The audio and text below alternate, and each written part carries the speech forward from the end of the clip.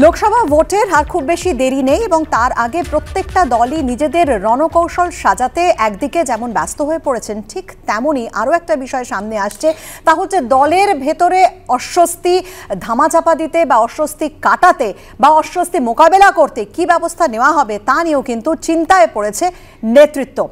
একই সঙ্গে যেটা আমরা দেখলাম যে কালীঘাটের বৈঠকে গতকাল মমতা বন্দ্যোপাধ্যায় তিনি কড়া বার্তা দিলেন এবং দার্জিলিংয়ে আমরা দেখলাম যে দার্জিলিংয়ে ভূমিপুত্রকে প্রার্থী করা নিয়ে অর্থাৎ প্রার্থী করা নিয়ে কিন্তু একটা বিদ্রোহ শুরু হয়ে গেল বিজেপির মধ্যে। আর অন্যদিকে যদি আমরা সন্দেশখালীর ঘটনায় আসি, গত শুক্রবার যে ঘটনা ঘটেছে 6 দিন পার হয়ে গেছে আর 7 দিনে পড়লো, এখনো পর্যন্ত একেবারেই অধরা। আমরা দেখলাম কে না সেখানকার বেতাজ বাদশাহ যাকে বলা হচ্ছে সেই শেখ শাহজাহান, ওই ঘটনায় এখনো পর্যন্ত একজনকেও গ্রেফতার করতে পারেনি পুলিশ। আর আজ ন্যাজাট থানা ঘেরাও রয়েছে বিজেপির কর্মসূচি। অবশ্যই এই সব কিছু নিয়ে আমরা আলোচনা করব। আলোচনা করতে এই মুহূর্তে স্টুডিওতে যারা রয়েছেন পরিচয় করিয়ে দিই। রয়েছেন গৌতম রায়, রয়েছেন রাহুল চক্রবর্তী, রয়েছেন সলিল ভট্টাচার্য এবং বিমল শঙ্কর নন্দ। সকলকে স্বাগত জানাচ্ছি। সামনে লোকসভা ভোট আর লোকসভা ভোটের আগে বিভিন্ন রাজনৈতিক দলে কিন্তু দ্বন্দ্ব, যেরকম তৃণমূল কংগ্রেস নবীন বনাম প্রবীণ এক ব্যক্তি এক পদ, এমনকি অর্জুন সিং বনাম সোমনাথ শ্যাম। লোকসভা ভোটের আগে এই সব কিছুতেই তৃণমূলের অস্বস্তি বাড়িয়ে মুখ খুলেছেন একের পর এক নেতা। আর এই প্রেক্ষাপটে গতকালে কালীঘাটের বৈঠক এবং যেখানে অভিষেক বন্দ্যোপাধ্যায় উপস্থিত ছিলেন, মমতা বন্দ্যোপাধ্যায় উপস্থিত ছিলেন এবং সেখানেই কড়া বার্তা দিতে হলো মুখ্যমন্ত্রীকে। তৃণমূল সূত্রে দাবি করা হচ্ছে এদিনের বৈঠকে মমতা বন্দ্যোপাধ্যায় জানিয়েছেন যে কারো প্রশ্ন থাকলে সেটা দলের মধ্যে আলোচনা করা যেতে পারে, প্রকাশ্যে বা সোশ্যাল মিডিয়ায় মুখ খোলা যাবে না। এরপর যদি প্রকাশ্যে মুখ খোলা হয় তাহলে ব্যবস্থা নেওয়া হবে এবং যদি প্রয়োজন পড়ে ছেটেও ফেলা হবে। মমতা বন্দ্যোপাধ্যায় বুঝিয়ে দিয়েছেন রাজ্য স্তরে মুখপাত্রদের একাংশের ভূমিকায় তিনি সন্তুষ্ট নন। রাজ্য স্তরে কয়েকজন মুখপাত্রকে বাদ দিয়ে নতুন কয়েকজনকে নিয়োগ করতে হবে, সেই দায়িত্ব তিনি দিয়েছেন সুব্রত বক্সী এবং অভিষেক বন্দ্যোপাধ্যায়কে।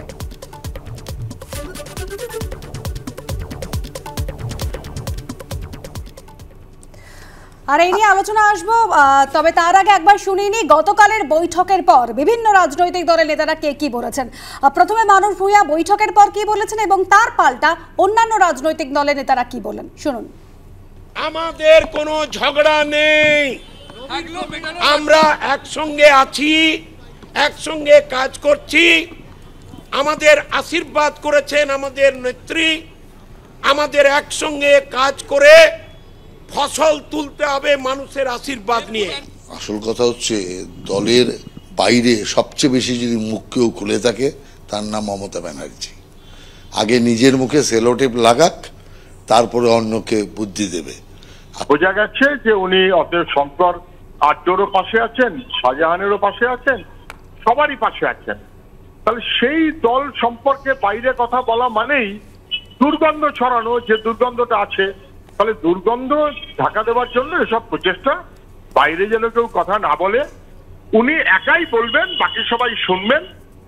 আমি রাহুল বাবুকে দিয়েই শুরু করি আমাদের আজকের আনন্দ সকালের এই আলোচনা। রাহুল বাবু, যেভাবে আমরা দেখলাম মানুষ ভূঁইয়াকে রীতিমতো চিৎকার করে বলতে হচ্ছে আমাদের মধ্যে ঝগড়া নেই, আমাদের মধ্যে ঝগড়া নেই, মানে এইটা কতটা অস্বস্তিকর। তার কারণ হচ্ছে গতকাল কালীঘাটে যে বৈঠক হলো সেখানে আমরা দেখলাম যে একাধিক বিষয় নিয়ে বিরক্তি প্রকাশ করলেন, বিরক্ত হলেন মমতা বন্দ্যোপাধ্যায় এবং তিনি কড়া বার্তা দিলেন। কি বলবেন? প্রথম কথা, বৃষ্টি আভ্যন্তরীণ কোনো দলের কোনো ব্যাপার নিয়ে বিরোধীরা কথা বলবে কেন, প্রথম কথা। দ্বিতীয় কথা, তাদের বিষয় নয় এটা। বিরোধীদের, এটা তো ভারতীয় জনতা পার্টি নয় যে সভাপতির গলায় জুতোর মালা পরিয়ে দেওয়া হবে বা প্রাক্তন রাজ্য সভাপতি কামিনী কাঞ্চনের দল বলবে টিকিট নিয়ে সরাসরি কথা বলবে প্রাক্তন রাজ্য সভাপতি। বিজেপির বিষয় তো আমি আসবই, আমি আপনার না, তুমি বিরোধীর কথা বললে, দলের কথা বলছি। তুমি বিরোধীর কথা শুরু করলে না, বিরোধীরা বলেছেন তো। আর দ্বিতীয় কথা, আমি বিরোধীদের কোনো কথা নিয়ে শুরুই করিনি, আমি বলেছি সূত্র মারফত গতকাল কালীঘাটের বৈঠকে যা হয়েছে তা থেকে এটা জানা যাচ্ছে যথেষ্ট বিরক্ত হয়েছে মমতা বন্দ্যোপাধ্যায় এবং মানুষ ভূঁইয়ার বক্তব্য দিয়ে আমি শুরু করলাম। না, দ্বিতীয় বিরোধীর বক্তব্য দেখালে তুমি, তাই বলছো। তারপর দেখিয়েছি বিভিন্ন দলের কি আমার কোনো ইন্টারেস্ট নেই, আগ্রহ নেই। দ্বিতীয় কথা হচ্ছে গণতান্ত্রিক পরিসর থাকলে সেখানে দাঁড়িয়ে কেউ কিছু বলতে পারেন, কোথাও দাঁড়িয়ে তার মতামত ব্যক্ত করতে পারেন। এখন মুশকিল হচ্ছে কি, এটা আমি 100বার মানি যে কোথাও দলের ভেতরে বাইরে না বলে সেটা শীর্ষ নেতৃত্বের কথা বা দলের অভ্যন্তরে বলাটা অনেক বেশি শ্রেয়। সেটা দিদি বলে দিয়েছেন, সেটাই মাননীয় নেত্রী অভিষেক বন্দ্যোপাধ্যায় এই বৈঠকে উপস্থিত ছিলেন এবং আমরা বারবার শুনেছি অভিষেক বন্দ্যোপাধ্যায় তিনি যে কথা বলেছেন নবীন প্রবীণ নিয়ে বক্তব্য তিনি বারবার রেখেছেন, এক পদ এক ব্যক্তি এক পদ নিয়ে তিনি বারবার বলেছেন, তিনি নিজে উপস্থিত ছিলেন এই বৈঠকে। আমি বলে জানি সেটা না, সেটা কিন্তু দলের ভেতরে তিনি বলেননি, বাইরে বলেছেন। আমি যেটা বলছি, যেটা বারবার যেটাকে প্রমাণ করার বা প্রমাণ করার চেষ্টা হচ্ছে যে দলের মধ্যে দ্বন্দ্ব আছে, দলের মধ্যে সমস্যা আছে, দলের মধ্যে গন্ডগোল আছে, দলের নবীন ঝামেলা আছে, এটা কিন্তু বারবার নির্বাচনে মানুষ সেটাকে প্রত্যাখ্যান করে তৃণমূল কংগ্রেসের পক্ষে রায় দিয়েছে। সুতরাং কোথায় কি হবে এটা নিয়ে বিরোধীদের নাম না গলানোই ভালো, এটা সম্পূর্ণ অভ্যন্তরীণ ব্যাপার। রাহুল দা বলছেন যে বিরোধীদের না গলানোই ভালো, কিন্তু গতকালের যে বৈঠক এবং মুখপাত্র সুব্রত বক্সী এবং অভিষেক বন্দ্যোপাধ্যায় দুজনকে দায়িত্ব দেওয়া হচ্ছে, যেটা জানা যাচ্ছে সূত্র মারফত যে মুখপাত্রদের দায়িত্ব ভাগ করে দেওয়া হবে এবং কোথাও একটা নতুন মুখপাত্রদের একটা তালিকা ভারসাম্য করার চেষ্টা। আমি জানি না রাহুল আর কপালে চাকরিটা, রাহুলের চাকরিটা যাবে কিনা। রাহুল থাকুক, আমি চাই, রাহুলকে আমি ভালোবাসি, অনেকদিন একসঙ্গে মানে কথা বলছি, তো রাহুল যেন থাকে, এটা অনুরোধ জানাচ্ছি ওদের দলকে, সেটা ওদের ব্যাপার। আমি একটা কথা বলি, কে বললো তৃণমূলে ঝগড়া আছে? আমিও তো বলি তৃণমূলে ঝগড়া নেই, তৃণমূলে ওরা পরস্পরে গলা কেটে দেয়, ঝগড়াঝাটি আবার কোথায়?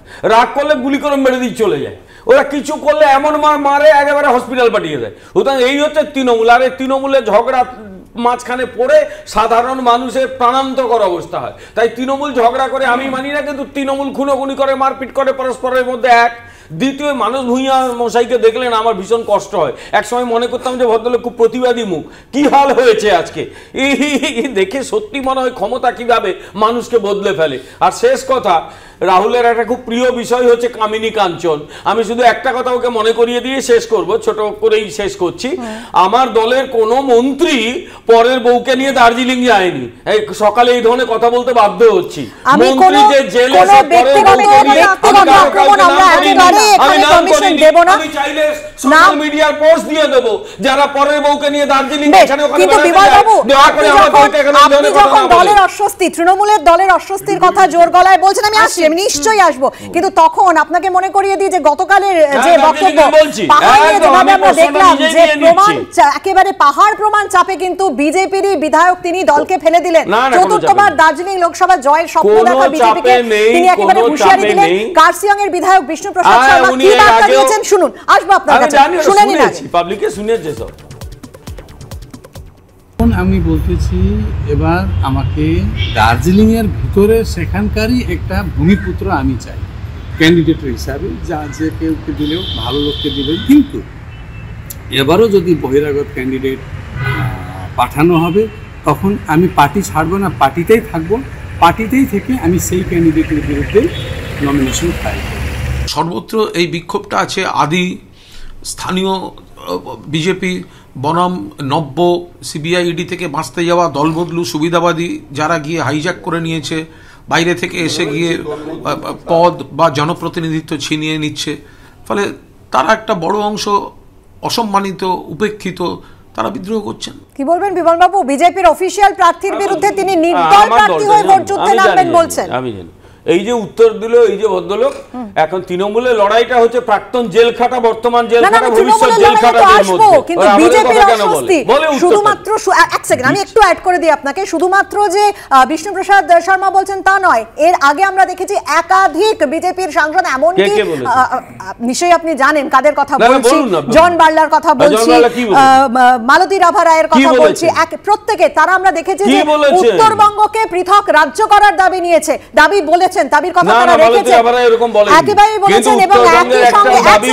এবং একই সঙ্গে তার জন্যই আমরা দেখেছি যে যথেষ্ট জনবালা তো বলেইছে, যথেষ্ট অস্বস্তিতে পড়েছে দল। না কিচ্ছু না, উত্তরবঙ্গের প্রতি বঞ্চনা আছে সেটা তারা বলেছেন, আমরাও সেটা স্বীকার করছি এবং আমরা উত্তরবঙ্গের বঞ্চনা দূর করব সেটা তো বলছি। এক, দ্বিতীয় কথা হচ্ছে এখানে পরিষ্কার বলি, বিষ্ণু প্রসাদ শর্মা দলের মধ্যে বললেই সবচেয়ে ভালো করতেন, বাইরে বলাটা ঠিক হয়নি, কিন্তু বিধানসভায় গণভোটের দাবিও তিনি জানিয়েছিলেন, লাঠি বন্দুক নিয়ে তো বেরোননি, তার মতামতটা দিয়েছেন, কিন্তু আবার আমি বলছি দলের মধ্যে বললে ভালো করতেন, এটা দলের বাইরে বলাটা ঠিক নয়। এর আগে গণভোটের দাবিও তিনি জানিয়েছিলেন সে যেই বিধানসভার জানান না কেন, ওটা বিজেপি তো তার নিজস্ব নীতি নিয়ে চলবে, তার নিজস্ব সিদ্ধান্ত নেবে। খুনোখুনি তো হচ্ছে না, লোকের জীবন তো মেরে দিচ্ছে না। তো বিজেপির সাংসদই আমরা দেখেছি দার্জিলিং, এবং আপনি বলছেন যে উত্তরবঙ্গকে কিভাবে উন্নতি করা যায় তার চেষ্টা আপনারা করবেন। আর কবে সেই চেষ্টাটা শুরু হবে? না আমরা ক্ষমতা এলে করব, আর কেন্দ্রে থাকার তো পরে কেন্দ্রে উত্তরবঙ্গে 35টি আসনে টার্গেট বেঁধে দিয়েছিলেন বিজেপি। আপনাদের কথা যখন আসছিল বিজেপি, তাদের মধ্যেও তো এই দ্বন্দ্ব, সেই টার্গেট ফুলফিল করা কি সম্ভব হবে? আমি একটা কথা বলবো, বিমলদার সময় একটা কথা বলিনি, আসলে বিমলদা বললেন না। প্রথম কথা হচ্ছে, আজকে দেখো বারবার বিমলদা যে দলের কথা বলছেন, যে দলে দাঁড়িয়ে এত কথা হচ্ছে যে বাইরে ধামানো হয় না, কোন হয় না, আমি তো আবার বলছি সভাপতির গলায় জুতোর মালা পরিয়ে সেই ছবি পার্টির সামনে বিক্ষোভ করা হয়, একে অপরের বিরুদ্ধে প্রমাণ হয়েছে তৃণমূল পাঠিয়েছিল। আমি বলি শেষ করি, তাহলে সব বিজেপি পাঠিয়েছিল, আমাদের যা জামানা সব বিজেপি পাঠিয়েছিল, তৃণমূল পাঠিয়েছিল। আমি এখান থেকে যখন আমরা এই দুটো দলে আমি আসবো, দুটো দলের মধ্যে সেটা তৃণমূলই বলুন বিজেপি বলুন, যখন এতটা দ্বন্দ্ব, আসবো নিশ্চয়ই আসবো, এত দ্বন্দ্ব যখন সামনে আসছে, তার ডিভিডেন্ড কি কোথাও বামেরা তুলতে পারবে? এই লোকসভা ভোটই বলুন বা এর পরে যে বিধানসভা নির্বাচন রয়েছে। না, আপনারা তো দেখছেন এবং পরিষ্কার এটা যে অন্য রাজনৈতিক দলের আভ্যন্তরীণ বিষয়ে আমার মনে হয় না কথা বলাই শ্রেয়, কিন্তু রাজ্যটা কিভাবে চলছে আর দেশ কিভাবে চলছে এটা সাধারণ মানুষ দেখছেন, এবং তাদের উপলব্ধির মধ্যে এটা আছে। সেই লাগাম ছাড়া মূল্যবৃদ্ধি, বেকারি, কালো টাকা না নিয়ে আসা, আর এই রাজ্যের দুর্নীতি, অহরহ নেতা মন্ত্রীদের নিজেদের মধ্যে কলহ, এবং সেই কলহটাকে জনগণকে তার ভোগান্তি, একেবারে জনগণের ভোগান্তি, এই যে জনগণকে ভোগান্তি দিতে, ভোগান্তি না না জনগণকে যে ভোগান্তি পোহাতে করছে তার ডিভিডেন্ড আমরা তো নিশ্চিতই বামপন্থীরা পাবো, পাওয়া উচিত, কেন পাবো না, পাওয়া উচিত। তারাও কিন্তু বলেছেন যে এরপরে যে প্রতিশ্রুতি দেওয়া হয় সেই প্রতিশ্রুতি রাখে না। বিষ্ণুপ্রসাদ শর্মা তিনিও গতকাল বলছেন যে যদি বাইরে থেকে আবার লোক নিয়ে সেবারে প্রার্থী করা হয় তাহলে তিনি নির্দল হয়ে লড়বেন। সাধারণ মানুষ তাদের ইস্যুকে কারা সামনে আনবে? সাধারণ মানুষ তাদের ভোগান্তি কারা মেটাবে? প্রকাশ্যে বললেন বিষ্ণু শরীরবাবু। দেখো, আমি এই যে নিয়ে যে প্রকাশ্যে যে বিবাদ, এইটার ব্যাপারে বলতে চাইছি বোধহয়।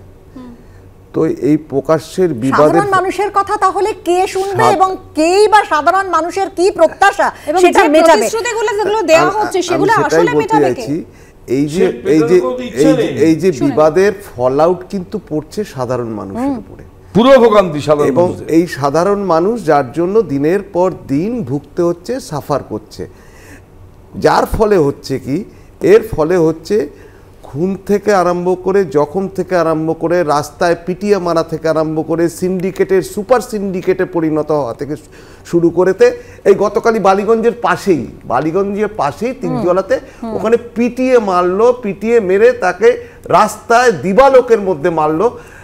কোনো অ্যারেস্ট হয়েছে কিনা আমি জানি না এখনো, কিন্তু সবচেয়ে যেটা ঘটনা সেটা হচ্ছে দিবালোকে পিটিয়ে মারা।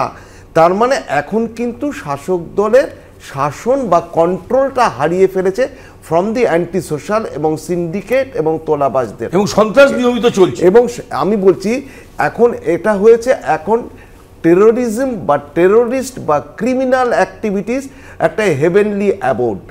সুতরাং আমার বলতে বাধা নেই যে দিনের পর দিন কিন্তু যত মানে লোকসভা ইলেকশনের কাছাকাছি যাবে তত কিন্তু এই রকম অশান্তি এবং গন্ডগোল, বেড়ে যাবে। প্রথম কথা হচ্ছে শরীরদারা যতদিন ধরে চাকরিরত ছিলেন, বহুদিন ধরে তারা উচ্চ পদে চাকরি করেছেন, 34 বছর ধরে বললি বলে ফাটার ঘর বাজাচ্ছে, কিন্তু যেখানে দাঁড়িয়ে এতগুলো জেনোসিস হয়েছে, যেখানে দাঁড়িয়ে মরিচঝাপি থেকে আরম্ভ করে নন্দীগ্রাম, ইভেন সিঙ্গুর, যেখানে তাকাবে 70-এর দশকে সব করেছে। আজকে দাঁড়িয়ে সেই জন্য কিন্তু তখন বলেন আইন শৃঙ্খলা নেই, না না সেই জন্য এমন কোন ঘটনা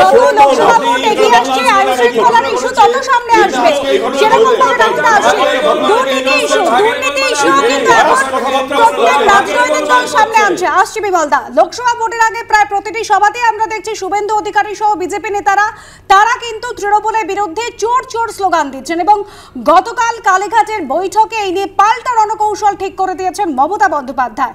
তৃণমূল সূত্রে দাবি, তিনি বলছেন যে বিজেপি চোর বললে পাল্টা তাদের ডাকাত বলে প্রচার করতে হবে। গলি গলি মে চোর হ্যায়, বিজেপি চোর হ্যায়, এই প্রচারকে ঘরে ঘরে পৌঁছে দিতে হবে। গতকাল তৃণমূলের যে বৈঠক, সেই বৈঠকে এমনই স্থির হয়েছে, এরকমই সূত্রের খবর।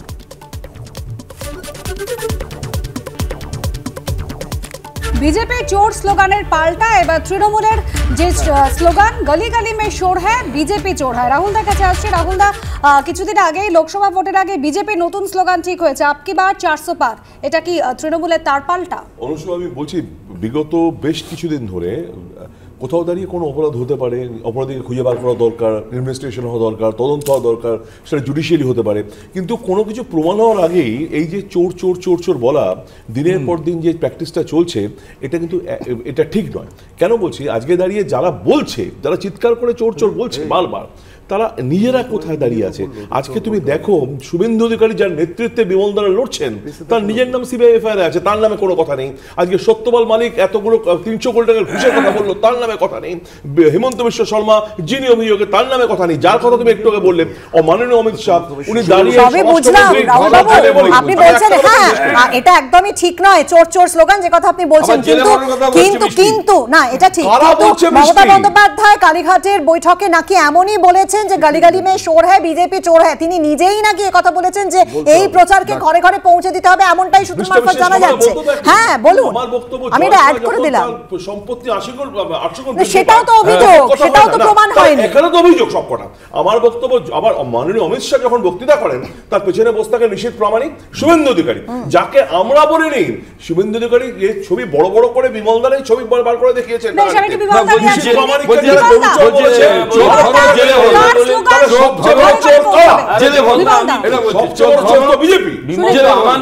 আমার না আমি বলি, সেটা হচ্ছে দেখুন, এই উনি নাকি কি বলেছেন তার ভিত্তিতে আমি কোনো উত্তর দিতে পারবো। আমি শুধু একটা কথা বলি, এই যে মানুষের মধ্যে কিছু কিছু স্লোগান পপুলার হয়, তার একটা প্রেক্ষাপট থাকে। যেরকম 2011-র আগে বারবার একটা স্লোগান খুব পপুলার হয়েছিল, মানুষ অ্যাকসেপ্ট করেছিল, পাল্টা স্লোগান নেয়নি। সেই স্লোগানটার নাম হচ্ছে সিপিএম এর হারমাত। হারমাতটা এমন বেশি মানুষের মধ্যে ঢুকে গিয়েছিল, পাল্টা একটা ওরা বলেছিল, সিপিএম বলেছিল তৃণমূলী জল্লাদ, মানুষ অ্যাকসেপ্ট করেনি। ঠিক সেই রকম একটা ভোকাবুলারি কিন্তু চালু হয়। আরে আমি তো ব্যাখ্যাটা করছি না, আমি তো স্টেটমেন্ট করছি। I am stating the fact. না ঠিক, আমি গালি দিচ্ছি না, শুনুন না, এটা অ্যানালিসিস। তাহলে আপনাদের জল্লাদ অ্যানালিসিস শুনুন না, প্রকাশ্যে এটা হচ্ছে জল্লাদ শব্দটা পপুলার হয়নি, এখন ভোকাবুলারি হয়ে গেছে যে তৃণমূল একটা চোরের দল। সবাই বলে আচ্ছা চোরের দল যাচ্ছে, চোর বলে এখন, এবং সেটা প্রমাণিত এতগুলো মন্ত্রী জেলে যায় না। কোন সিপিএম এ কি এই চুরিটা শুরু করেছে? সিপিএম এ এক চোরে কোনটাই প্রমাণিত নয়, সবটাই অভিযোগ। কোনটাই প্রমাণিত নয়, সবটাই অভিযোগ। হ্যাঁ বলুন গৌতম দা, আমি একটু গৌতম দা রিঅ্যাকশন। গৌতম দা, বিষয় হচ্ছে চোর আর ডাকাত, ইনসাফ যাত্রা, এই ইনসাফ আপনারা ঘরে ঘরে পৌঁছে দিতে পারবেন? না না, ইনসাফ যাত্রা তো ঘরে ঘরে পৌঁছে দিতে হবে, পৌঁছে দেওয়া হচ্ছে, কিন্তু যেটা দিয়ে আপনারা শুরু করলেন সেটা বলতে হবে এক লাইনে। চোর আর ডাকাতের মাঝখানে আমাদের জীবন অতিষ্ঠ হয়ে যাচ্ছে সাধারণ মানুষের, এ বিষয়ে কোনো সন্দেহ নেই। আর জীবন অতিষ্ঠ হওয়ার জন্যই দেশে বিজেপির বিরুদ্ধে এবং রাজ্যে তৃণমূল বিরুদ্ধে যে লড়াই এবং ইনসাফ যাত্রার যে আমি আপনার কথার রেশ নিয়ে আমি সলিল বাবুর কাছে আসবো।